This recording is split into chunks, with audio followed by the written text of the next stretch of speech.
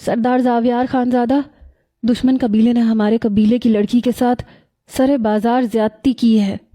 میرا غلام میرے سامنے کھڑا میرے اعصاب پر بم پھوڑ چکا تھا۔ یہ سن کر میرا فشار خون بڑھا تھا۔ میں نے کہا، تم سب ہی جڑے ہو کیا سالو؟ ہمارے قبیلے کی لڑکی کو دشمن قبیلے نے آنکھ اٹھا کر دیکھنے کی کوشش بھی کی تو کی کیسے؟ میں دھاڑتے ہوئے بولا تھا۔ پوری حویلی میری دھاڑ کی آواز پہ گونج اٹھی تھی۔ میں نے کہا، گاڑی نکالو، جب تک دشمن قبیلے کی لڑکی کو اپنی آنکھوں کے سامنے بدلے کا نشانہ نہ بنا دوں۔ زاویار خاندان پر پانی کا گھونٹ بھی حرام ہے۔ میں بہت تیش میں کھڑا ہوا تھا۔ میرا بھائی میرے سامنے کھڑا ہو گیا۔ وہ کہنے لگا، پنچایت میں بات پہنچا دی گئی ہے زاویار، تم کہیں نہیں جاؤ گے، میں جا کے سرپنچ سے ساری بات کروں گا۔ میں نے کہا، ایسی کی تیسی سرپنچ کی، میں تب تک سچ مچ چین سے نہیں بیٹھوں گا لالا، جب تک دشمن قبیلے کی لڑکی میرے سامنے بے حجاب اپنی عزت کی بھیک مانگتی ہوئی نظر نہیں آئے گی۔ میں آپ لوگوں کی طرح بے غیرت نہیں ہوں۔ بابا سائیں اور دادا سائیں کا غیرت مند خون میری رگوں میں ابھی بھی گردش کر رہا ہے۔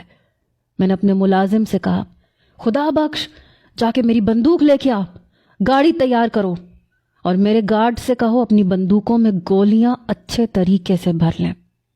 آج دشمن قبیلے کی ہر گلی گولیوں سے گونج اٹھے گی۔ میں بے تحاشا غصے میں باہر نکلا تھا۔ میں سوچ چکا تھا کہ آج یا تو میں نہیں یا دشمن قبیلہ نہیں۔ مجھے دشمن قبیلے کے آس پاس دکھتی کوئی لڑکی نظر آ گئی، میں وہیں اس کی عزت کی چادر اتار کے پھینکوں گا، اور اگر کسی گارڈ نے میرے سامنے اسے بے آبرو نہیں کیا تو میں خود بدلے کی آگ میں کچھ بھی کر گزروں گا۔ جیسے ہی میں جیپ نکلوا کر باہر نکلا تو میرے پیچھے میرے گارڈز کی فوج تھی۔ میں کسی بھی پنچایت کے فیصلے پہ رکنے والا نہیں تھا۔ یہ بات میرا بڑا بھائی شہباز بھی اچھی طرح جانتا تھا۔ میرے غصے سے سب اچھی طرح واقف تھے۔ سب جانتے تھے کہ جب میں کچھ ٹھان لیتا ہوں تو پھر کر گزرتا ہوں، مجھے کوئی روک نہیں سکتا۔ جس طرح سے دھواں اڑاتے ہوئے میری گاڑیاں مخالف قبیلے کی جانب بڑھ رہی تھیں، میں جانتا تھا وہاں کے گلی کوچے بازار اس وقت بند ہو چکے ہوں گے، لوگ اپنے گھروں کے اندر مقید ہو چکے ہوں گے۔ جیسے ہی مخالف قبیلے کی جانب میں بڑھا، وہاں کھڑے لوگوں کو میں نے اپنی گولیوں سے اڑانا شروع کیا۔ 10 منٹ میں سارے پہرے داروں کو میرے لوگوں نے جان سے مار کے مٹی کا ڈھیر کر دیا تھا۔ میرے سر پہ خون سوار تھا۔ میں مخالف قبیلے کے اندر داخل ہو چکا تھا۔ ایک کنویں کے پاس میں نے ایک لڑکی کو دیکھا جو اپنی بکریوں کو پانی پلانے کے لیے کنویں سے پانی نکال رہی تھی۔ مجھے اور ہمارے قبیلے کی گاڑیوں کو دیکھ کے اس لڑکی کے ہاتھ سے پانی کا ڈول گرا تھا۔ سندھی کڑھائی کا فراک پہنے سرخ رنگ کی اوڑھنی سے اس لڑکی نے اپنا چہرہ چھپایا۔ دونوں ہاتھوں کی کلائیاں چوڑیوں سے بھری ہوئی تھیں، پیروں پہ پازیب پہنی چھن چھن کرتی وہ بھاگی تھی۔ اس کی بکریاں اس کے پیچھے بھاگ رہی تھیں۔ میری جیپ مٹی اڑاتی ہوئی اس لڑکی کے قریب چند سیکنڈز میں پہنچی۔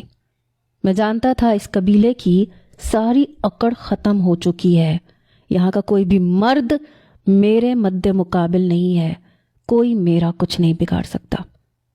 اس لڑکی کے قریب جیسے ہی میری جیپ پہنچی، میں نے اس کے سر کا دوپٹہ بڑی بے دردی سے اتار کے ایک طرف پھینکا تھا، اور میرے برابر میں بیٹھے ڈرائیور نے جیپ اس لڑکی کے سامنے لے جا کے کھڑی کی، اس کے بھاگنے کا راستہ بند کیا۔ میں تیزی سے جیپ سے اترا، لڑکی کا بازو پکڑا۔ میری آنکھوں میں اس وقت نفرت ہی نفرت تھی۔ میں نے اپنے گارڈ سے کہا، باہر آؤ، اس لڑکی کے کپڑے اتارو، ہم سب کے سامنے اسے بے آبرو کرو۔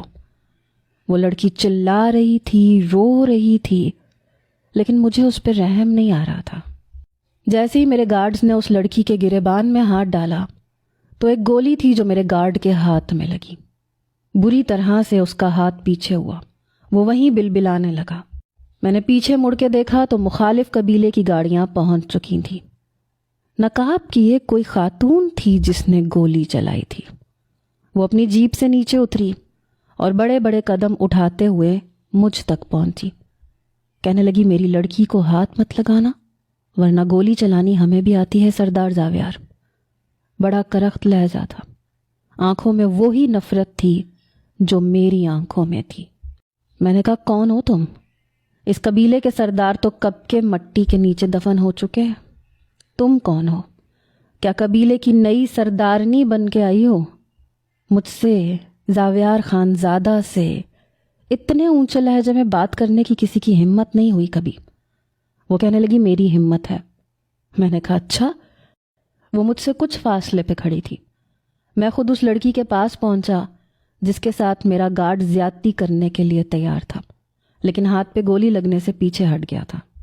میں نے کہا تمہاری آنکھوں کے سامنے ابھی بے آبرو کروں گا اس لڑکی کو، تم میرا جو بگاڑ سکتی ہو بگاڑ کے دکھا دو۔ وہ کہنے لگی گولی مارنے سے پہلے میں سوچوں گی نہیں، وہ گولی تمہارے سینے پہ لگے گی یا تمہارے دماغ میں، وہ تمہاری قسمت ہے۔ اس کے لہجے میں سرداروں جیسی آن بان تھی، لیکن میں سمجھ نہیں پا رہا تھا۔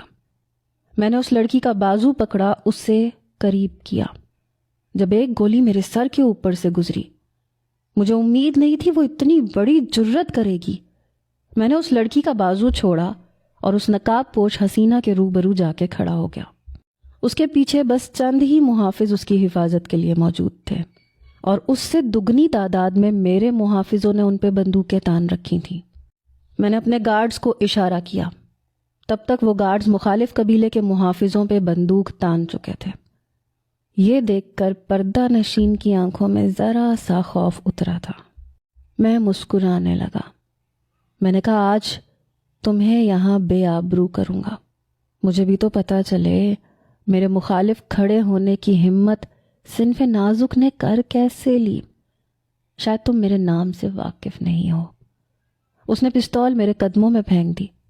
میں حیران تھا کہ اتنی جلدی اس نے خود کو سرنڈر کیسے کر دیا۔ وہ کہنے لگی اپنا شوق پورا کریں۔ میں اس کی بات پہ کچھ حیران ہوا۔ وہ کہنے لگی بدلہ چاہیے نا تمہیں؟ میں تمہارے سامنے کھڑی ہوں، لے لو بدلہ۔ میں اس کے قریب ہوا، سب سے پہلے اس کا نقاب پیچھے کیا۔ جیسے ہی اس کا نقاب پیچھے ہوا، اس کا چہرہ میرے سامنے آیا تو میرے ہوش اڑ کے رہ گئے۔ میرا تنفس بری طرح سے بگڑا تھا۔ میں چند قدم پیچھے ہٹا، وہ میرے سامنے کھڑی تھی۔ وہ کہنے لگی ہاتھ کیوں روک لیا زاویار خانزادہ؟ اتارو میری چادر، کرو مجھے بے حجاب، سب کے سامنے مجھے بے آبرو کرنے کا یہ نادر موقع ہے، ہو سکتا ہے تمہیں مستقبل میں نہ ملے۔ میرے چہرے پہ پسینہ بہنے لگا۔ میں بدحواسی سے اسے دیکھ رہا تھا۔ میں اپنے قدم پیچھے لے چکا تھا۔ میں جیپ میں بیٹھا۔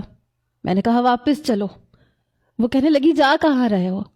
آؤ نا آؤ، خواہش پوری کرو اپنی، ایمان شاہ تمہارے سامنے کھڑی ہے۔ میں اپنی جیپ اس قبیلے سے باہر نکال کے لے گیا۔ سرد موسم میں بھی میرے ماتھے سے پسینہ بہہ رہا تھا، حالانکہ میرے منہ سے سردی کی وجہ سے دھواں نکل رہا تھا۔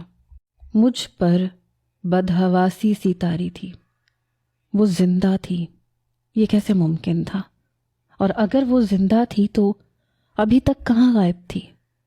میں کبھی سوچ بھی نہیں سکتا تھا کہ میرا سامنا ایمان شاہ سے بھی ہو سکتا ہے۔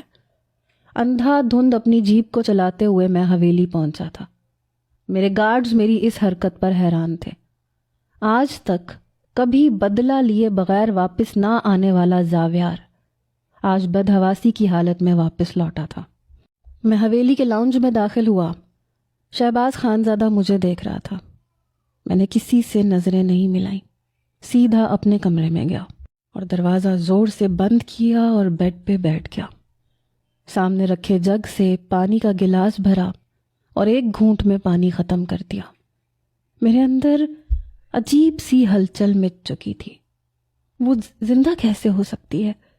یہ ایک ایسا سوال تھا جو میرے اعصاب پر ہتھوڑے کی طرح سے لگ رہا تھا۔ میرے دماغ کی تنابیں کھنچنے لگی تھیں۔ میرا دماغ کام کرنا چھوڑ رہا تھا۔ میرا سانس پوری طرح سے بگڑا تھا۔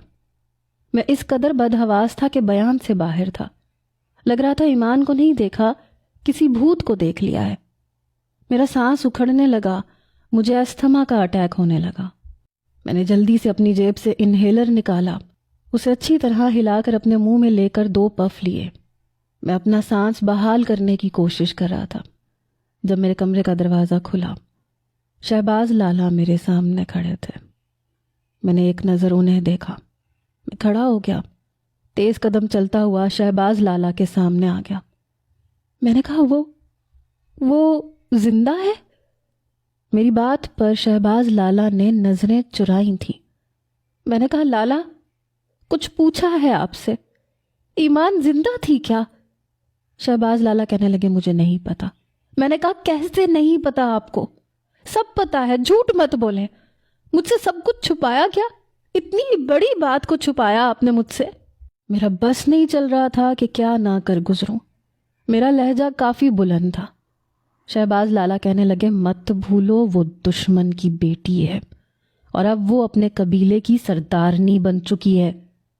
میں نے کہا میری ناک کے پیچھے اتنا کچھ ہو گیا، مجھے یہ تک نہیں پتا کہ مخالف قبیلے کی سردار کی کرسی پہ بیٹھا کون ہے۔ شہباز لالا کہنے لگے ہم بھی نہیں جانتے تھے، چند روز پہلے ہی اسے دیکھا تھا اور میں بھی اتنا ہی حیران ہوا تھا زاویار جتنا تم ہو۔ اس کے باپ نے شاید اس کے مرنے کی کوئی جھوٹی خبر اڑائی تھی۔ وہ بیرون ملک سے واپس آئی ہے، اس لیے میں چاہتا تھا کہ تم مت جاؤ، سرپنچ کو فیصلہ کرنے دو۔ میں نے کہا آپ کو کیا لگتا ہے یہ خبر مجھ تک کبھی نہیں پہنچتی یا مجھے کبھی پتہ نہیں چلتا؟ شہباز لالا کہنے لگے بس یہ یاد رکھو زاویار، وہ دشمن قبیلے کی سردارنی ہے اور کچھ نہیں۔ میں نے کہا وہ بہت کچھ ہے، میرے لیے وہ بہت کچھ ہے۔ میری بات سن کے وہ مجھے حیرت سے دیکھنے لگا۔ وہ کہنے لگا تمہیں کیا لگتا ہے وہ تمہیں بخش دے گی؟ تمہارے خون کی پیاسی بنی ہوئی ہے وہ۔ مجھے بتایا خدا بخش نے کہ اس نے تم پہ گولی چلائی تھی، اتفاق سے تمہارے سر کے اوپر سے گزری ہے، ذرا سی نیچے ہوتی تو تمہارا بھیجا اڑا چکی ہوتی۔ اس کے ہاتھ اب کپ کپاتے نہیں ہیں۔ وہ ایمان شاہ نہیں ہے زاویار جس سے تم نے محبت کی تھی، وہ اپنے قبیلے کی سردارنی ہے، تمہیں چھوڑے گی نہیں۔ میں نے کہا دیکھا جائے گا۔ شہباز لالا شاید پریشان ہوئے، وہ کہنے لگے زاویار دیکھو، دل کے ہاتھوں مجبور نہ ہونا، یہ سرداروں کی شان کے خلاف ہے۔ یہ کہتے ہوئے انہوں نے میرے کندھے پہ ہاتھ رکھا اور اگلے ہی لمحے میں نے ان کا ہاتھ اپنے کندھے سے پیچھے جھٹک دیا۔ ابھی تو مجھے اس لڑکی سے کئی سالوں کا حساب لینا تھا۔ میرے اندر ایک طوفان سا برپا ہو چکا تھا، ایسے لہرا کہ تو روبرو آ گئی، دھڑکنیں بے تحاشا تڑپنے لگیں، تیر ایسا لگا، درد ایسا جگا، چوٹ دل پہ وہ کھائی مزہ آ گیا۔ میرے رش کے کمر تو نے پہلی نظر جب نظر سے ملائی مزہ آ گیا، برف سی گر گئی کام ہی کر گئی، آگ ایسی لگائی مزہ آ گیا۔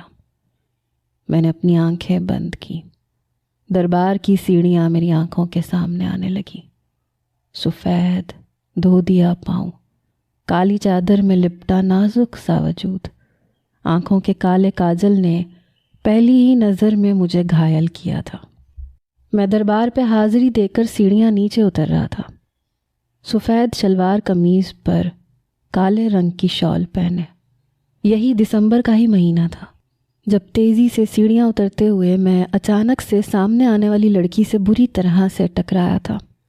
وہ لڑکی بھی شاید عجلت میں سیڑھیاں اوپر چڑھ رہی تھی، مجھ سے ٹکرا کے گرنے لگی، لیکن اگر گر جاتی تو یقیناً بہت چوٹیں لگتی۔ بے ساختہ سا عمل تھا۔ میں نے اس کی کمر پہ ہاتھ رکھ کر اسے اپنے ساتھ لگایا، اسے گرنے نہیں دیا۔ پہلے تو وہ کچھ سمجھ نہیں پائی، لیکن پھر فوراً سے سنبھلی تھی۔ میں بھی ہوش میں آیا، لمحے بھر میں وہ میرے سینے کے ساتھ لگی۔ لمحہ ہی تو لگا تھا، میرا دل میرے پہلو سے نکل کر کہیں گم ہو گیا۔ جیسے ہی وہ لڑکی مجھ سے پیچھے ہٹی، چہرے پر سے چادر کا نقاب بھی اترا۔ اسے دیکھ کر میں بچے کھچے ہوش بھی کھو بیٹھا۔ مجھے بڑے غصے سے دیکھ رہی تھی، کہنے لگی بدتمیز، پیچھے ہٹو۔ بنا لحاظ کے اس نے مجھے پیچھے کیا، دوبارہ سے چادر سے چہرہ چھپائے اوپر کی سیڑھیاں چڑھ گئی۔ یوں تو میں دربار پہ حاضری دے چکا تھا، چادر بھی چڑھا چکا تھا، لیکن پھر سے واپس پلٹا۔ میں اس لڑکی کے پیچھے جانے لگا۔ وہ دربار کے اندر اس طرف پہنچی جہاں خواتین کے لیے جگہ بنائی گئی تھی۔ اس نے دربار میں بنے پلر پہ سرخ رنگ کا دھاگا باندھا اور اپنی منت دہرانے لگی۔ میں اس کی سفید شفاف کلائیوں میں پہنی سرخ چوڑیاں دیکھ رہا تھا۔ وہ لڑکی حسن کا شاہکار تھی، ایک نظر میں سامنے والے کو اپنا گرویدہ بنانے کا ہنر جانتی تھی۔ میں ویسے بھی دل پھینک قسم کا لڑکا تھا، لڑکیوں سے افیئرز بھی چلتے رہتے تھے، مگر یہ لڑکی ایک دم پٹاخہ تھی، سیدھی دل میں جا کے بیٹھی۔ کیا حسن پایا تھا لڑکی نے! پہلی بار ایسی لڑکی دیکھی تھی جسے دیکھ کے دل ہی نہیں بھر رہا تھا۔ دل چاہا وقت تھم جائے، میں اسے یوں ہی دیکھتا رہوں۔ بڑی بے خودی سے، ہر چیز سے بیگانہ ہو کے میں اسے دیکھ رہا تھا۔ جب اس کی نظر مجھ پہ پڑی تو ناگواری اس کے چہرے پہ پھیل گئی، حالانکہ میں خاصا ہینڈسم قسم کا نوجوان تھا۔ پھر میری بے بہا دولت میرے اندر اور سحر انگیز شخصیت پیدا کر چکی تھی۔ لڑکیاں مرتی تھیں مجھ پہ اور یہ آڑے ٹیڑھے منہ بنا رہی تھی۔ پتہ نہیں کیوں مجھے اچھا نہیں لگا۔ اس لڑکی سے دوسری ملاقات ریلوے اسٹیشن پر ہوئی۔ مجھے شہر جانا تھا کیونکہ یونیورسٹی سٹارٹ ہو چکی تھی۔ جیسے ہی میں اسٹیشن پہ پہنچا، ٹرین پلیٹ فارم پہ لگ چکی تھی۔ مجھے پتا تھا 5 منٹ بھی نہیں لگیں گے اور ٹرین کا ہارن لگ جائے گا۔ میں نے جلدی سے اپنا بیگ اٹھایا۔ جیسے ہی ٹرین کے قریب پہنچا، ہارن بج چکا تھا۔ میں جلدی سے ٹرین میں سوار ہوا۔ ٹرین دھیرے دھیرے چلنا شروع ہو چکی تھی۔ اس سے پہلے کہ میں ٹرین کے اندر جاتا، رکو، ارے کوئی ٹرین کو روکو، ایک نسوانی آواز نے مجھے متاثر کیا۔ میں نے دروازے کا ہینڈل پکڑ رکھا تھا۔ جیسے ہی میں نے باہر جھانکا، وہی لڑکی ایک ہاتھ میں اپنا بیگ لیے بھاگ رہی تھی، دوسرے ہاتھ سے اپنا چہرہ چادر سے چھپا رکھا تھا۔ وہ تیز تیز بھاگ رہی تھی۔ اتفاق تھا کہ میرا دروازہ قریب تھا۔ ارے بھائی، کوئی ٹرین کو روکو، کوئی زنجیر کھینچو، مجھے ابھی ٹرین پہ سوار ہونا ہے۔ میں نے نہ جانے کیوں اپنا ہاتھ اس کی طرف بڑھایا۔ وہ بڑی تیزی سے بھاگ رہی تھی۔ میں تقریباً ایک ہاتھ سے ٹرین کا ہینڈل پکڑے باہر کی طرف لٹک چکا تھا۔ اپنا پورا ہاتھ میں نے اس کی طرف بڑھایا۔ بھاگتے بھاگتے بہت مشکل سے اس کا ہاتھ میرے ہاتھ میں آیا تو میں نے مضبوطی سے اس کا ہاتھ پکڑا اور کھینچ کے اسے ٹرین کے اندر کیا۔ جیسے ہی وہ ٹرین کے اندر آئی، اس کا سانس بری طرح سے پھول رہا تھا۔ اپنا بیگ بھی وہ اوپر کر چکی تھی۔ ابھی بھی اس کا چہرہ بے حجاب تھا اور میں اس کے چہرے کو بڑی محویت سے دیکھنے لگا۔ جب اس نے ایک ہی نظر مجھ پہ ڈالی، پھر ہاتھ جو میرے ہاتھ میں مقید تھا، کہنے لگی، مسٹر، ہاتھ چھوڑو میرا، بدتمیز۔ میں نے اس کا ہاتھ چھوڑ دیا۔ میں نے کہا، بھلائی کا تو زمانہ ہی نہیں ہے، اچھا ہوتا میں آپ کو ٹرین پہ چڑھاتا ہی نہیں۔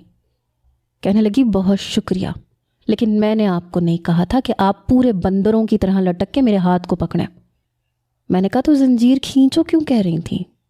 آپ زنجیر کھینچتے تو ٹرین خود بخود رک جاتی۔ بڑا گھمنڈی سا انداز تھا۔ میں حیران تھا کہ لڑکی خاصی تیز ترار قسم کی تھی۔ جلدی سے اس نے اپنا بیگ گھسیٹا اور اندر کی طرف چلی گئی۔ میں خود بھی اندر جا چکا تھا۔ وہ ہاتھ میں ٹکٹ پکڑے اپنا سیٹ نمبر دیکھ رہی تھی۔ میں نے اپنا موبائل کھول کے رکھا، سیٹ نمبر میں بھی دیکھ رہا تھا۔ 10 گھنٹے کا سفر تھا۔ اتفاق تھا کہ ایک ہی کیبن میں ہم دونوں کی سیٹیں تھیں۔ اس نے بیگ سیٹ کے نیچے رکھا، خود کھڑکی کے پاس جا کے بیٹھ گئی۔ ٹرین میں مسافر ابھی بہت کم تھے، اوپر کی برتھوں پہ لوگ سو رہے تھے۔ میں اس کے مخالف والی سیٹ پہ جا کے کھڑکی کے پاس بیٹھ گیا۔ اس نے بس ایک ہی نظر سے مجھے نوازا، پھر اپنے پرس میں سے موبائل نکالا اور فون پہ بات کرنے لگی۔ جی اماں جان، میں ٹرین میں بیٹھ گئی ہوں، میں نے آپ سے کہا تھا آپ پریشان مت ہوئیے گا۔ جی جی، پہنچتے ہی میں آپ کو فون کر دوں گی۔ پھر اس نے فون بند کر کے اپنے پرس میں رکھا اور کھڑکی سے باہر دیکھنے لگی۔ اس کے پہناوے سے نہیں لگ رہا تھا کہ گاؤں کے کسی کسان کی بیٹی ہے۔ اس کے انداز کچھ شاہانہ سے تھے۔ پتہ نہیں اسے دیکھتے ہی میری آنکھیں بے قابو کیوں ہو جاتی تھیں۔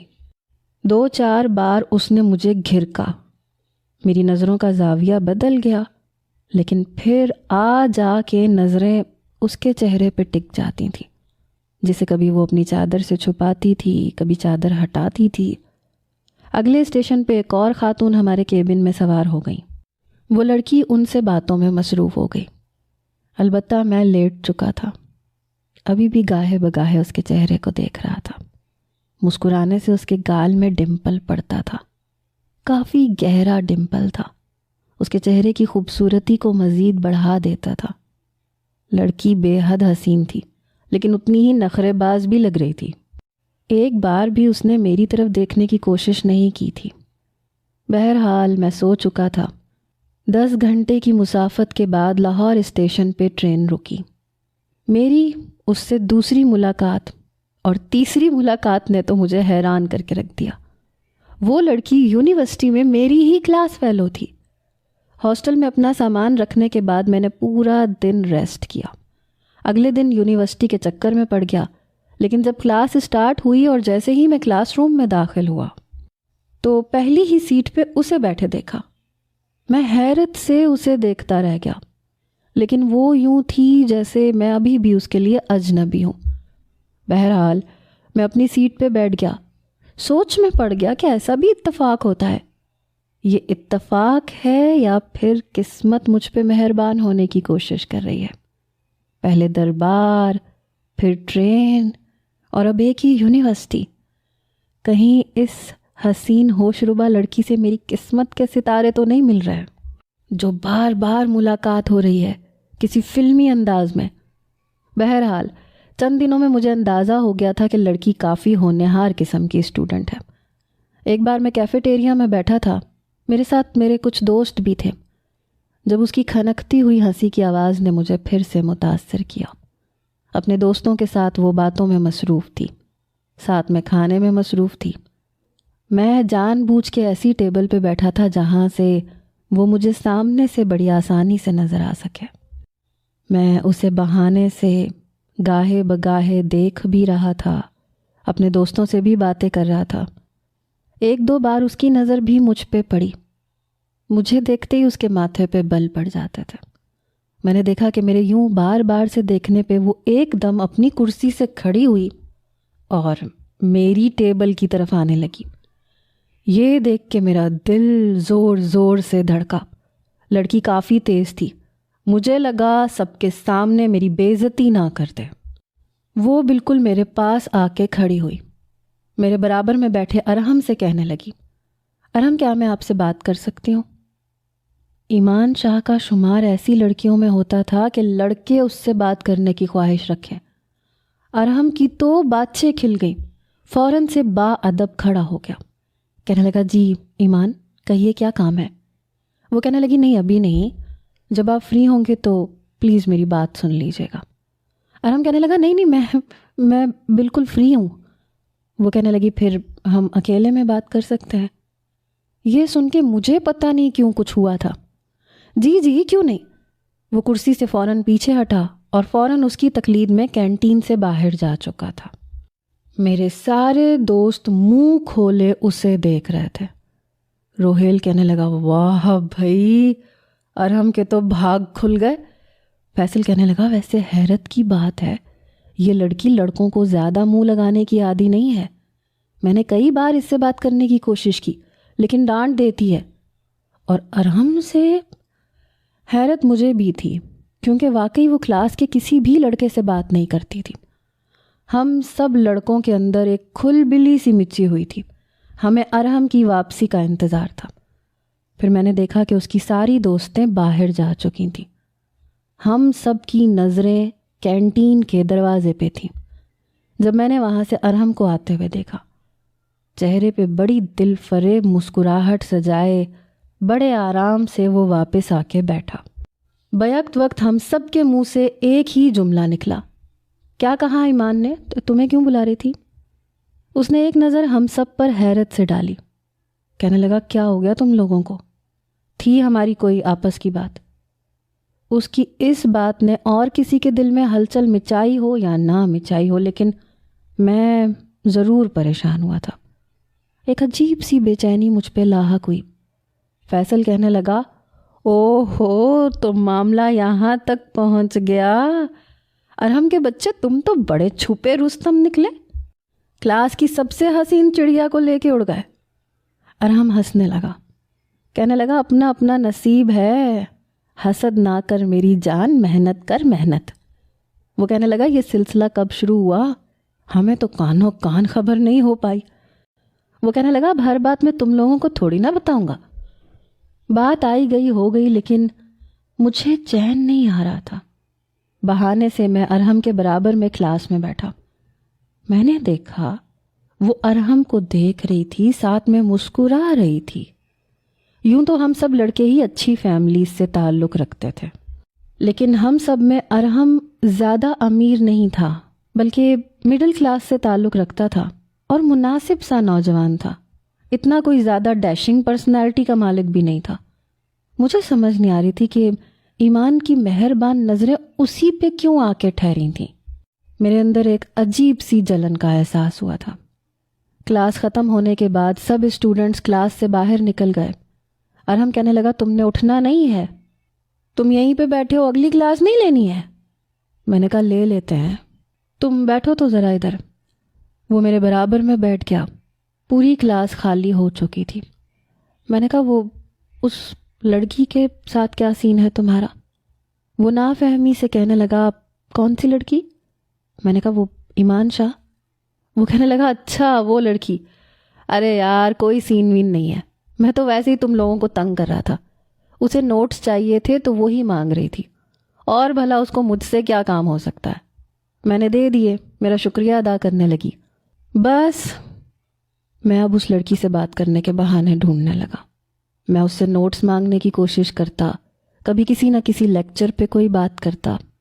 میں چاہتا تھا وہ مجھ سے کچھ بے تکلف سی ہو جائے، لیکن وہ مجھے بس 2 لفظی جواب دے کے آگے بڑھ جاتی تھی۔ ایک بار ہم لوگ یونیورسٹی کے باغ میں بیٹھے تھے، وہاں سے یونیورسٹی کا مین دروازہ قریب تھا۔ جب میں نے وہاں سے اپنے دشمن قبیلے کے سردار کے بیٹے کو اندر آتے دیکھا، میرے ماتھے پہ بل پڑے۔ شہروز کو دیکھ کر میرے اندر آگ سی لگی تھی۔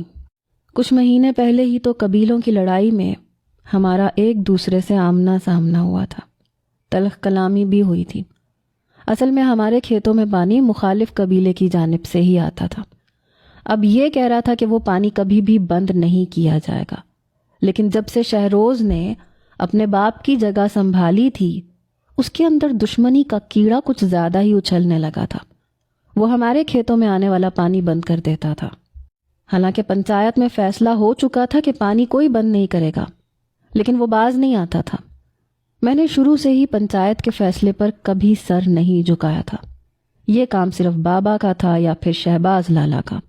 میں شروع سے ہی اپنے فیصلے خود کرنے کا عادی تھا۔ شہروز کی بھی مجھ پہ نظر پڑ چکی تھی۔ اس کی آنکھوں میں بھی نفرت تھی، ماتھے پہ بل، کیونکہ آخری ملاقات میں ہماری ہاتھا پائی تک بات پہنچ گئی تھی۔ بیچ میں اگر ہمارے بڑے بزرگ نہ آتے تو آج یا وہ نہ ہوتا یا میں نہ ہوتا۔ ہم دونوں میں سے کسی ایک کا خون بہہ چکا ہوتا۔ اس نے بڑی نفرت سے دوبارہ مجھے پلٹ کے دیکھا۔ میرے ہوش اس وقت اڑے جب ایمان شاہ لالا لالا کہتی ہوئی بھاگتی ہوئی شہروز کے پاس آئی، اور شہروز نے بھی مجھ سے نظریں ہٹا کر ایمان شاہ کو دیکھا۔ وہ سیدھی اس کے ساتھ جا کے لگ گئی، اس کے کندھے پہ سر رکھ دیا۔ اس نے اس کا سر سہلایا۔ بچے، کوئی مشکل تو پیش نہیں آ رہی تمہیں پڑھائی میں؟ وہ کہنے لگی، نہیں لالا، میں بہت خوش ہوں۔ آپ کا بہت بہت شکریہ، آپ نے بابا جان کو اس بات کے لیے راضی کیا۔ وہ کہنے لگا، میری بہن کسی چیز کی خواہش کرے اور شہروز اسے پورا نہ کرے، ایسا کبھی ہوا ہے؟ مجھے لگا میرے سر پہ کسی نے بم دھماکہ کیا ہے۔ ایمان شاہ ہمارے دشمن قبیلے کی بیٹی تھی، شہروز کی بہن تھی۔ کچھ پل تو مجھے اپنی آنکھوں پہ یقین نہیں آیا، کچھ پل دماغ سائیں سائیں کرنے لگا۔ پہلی نظر میں جس لڑکی پہ اپنا دل ہار بیٹھا وہ میرے دشمن قبیلے کے سردار کی بیٹی تھی۔ میں جو کچھ دن پہلے یہ سوچ رہا تھا کہ ہماری بار بار ہونے والی ملاقاتیں شاید ہمارا نصیب ایک دوسرے سے جوڑنے والی ہیں، ہماری قسمت کے ستارے ملنے والے ہیں، لیکن نہیں، ہماری قسمت کے ستارے کبھی مل ہی نہیں سکتے تھے۔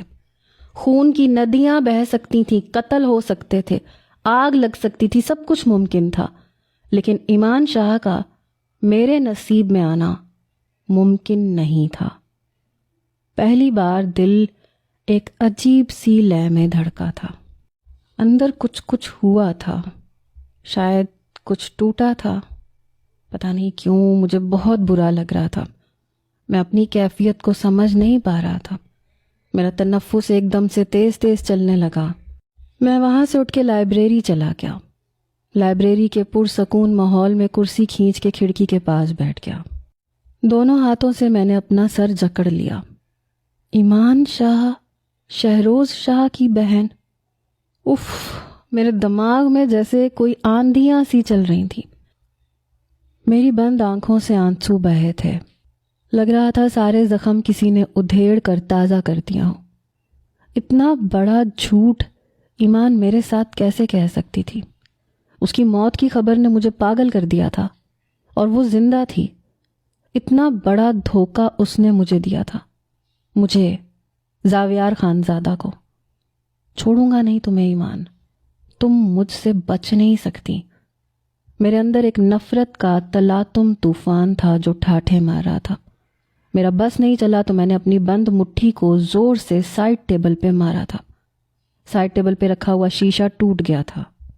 اپنے ساتھ دھوکہ کرنے والے کو زاویار خانزادہ نے کبھی مہلت نہیں دی۔ ایمان، الٹی گنتی شروع کر دو، کیونکہ زاویار تمہیں چھوڑے گا نہیں۔